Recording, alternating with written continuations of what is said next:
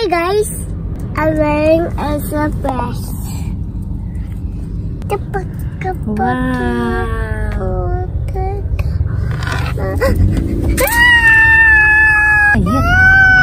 Stop screaming. Why? And the police will catch us? Yes. Oh, so that's Good evening guys. So sa video na to, pupunta kami ulit sa hospital. Kasi ipapacheck up ko yung tonsil niya guys. Kasi hanggang ngayon malaki pa rin siya. Medyo matagal ko na siyang napansin guys na malaki yung tonsil niya guys. Kaya lang din ko lang siya. Kahit wala siyang ubo o lagnat, yung tonsil niya malaki talaga yung size niya. Iba talaga siya guys. Hindi talaga siya normal. Yung size niya, hindi talaga siya normal.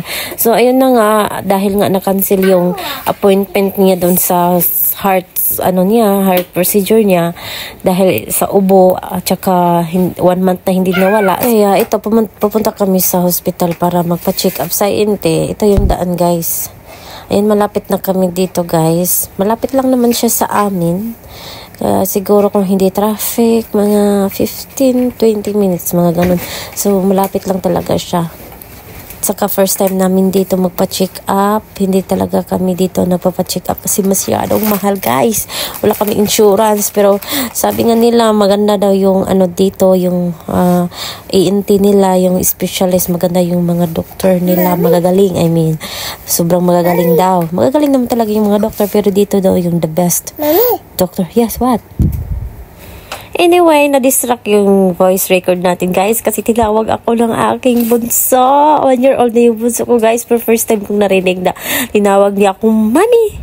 Mami, kung narinig niyo yun, guys. Kaya hindi ko siya i-delete kasi yun, first time kong narinig na nagmami siya sa akin. Oh my gosh. May record ako. Voice over lang. Pero at least, may record ako, guys. I'm so happy. Oh, anyway, dito na kami sa loob ng hospital. Ayan si Amira. Ayan, thank you nga pala sa nagbigay ng kanyang dress. Ayan, love na love niya yung dress na yun guys kasi favorite niya si Elsa. Ayan, feel na feel niya yung siya si Elsa.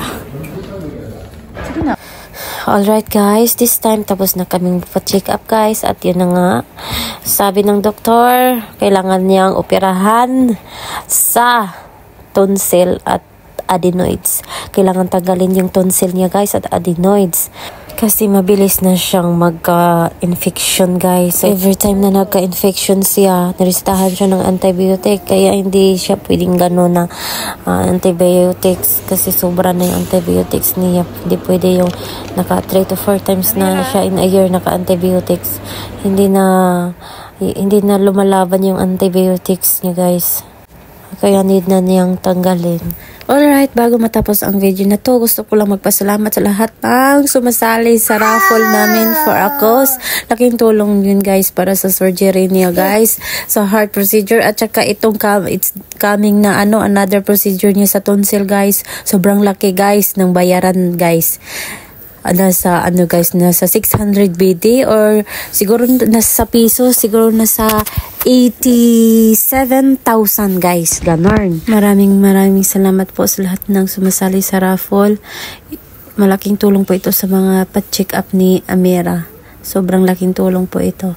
Thank you very much po at sa next video ko i-shoutout ko po kayo lahat. I-shoutout ko po kayo. Thank you, bye.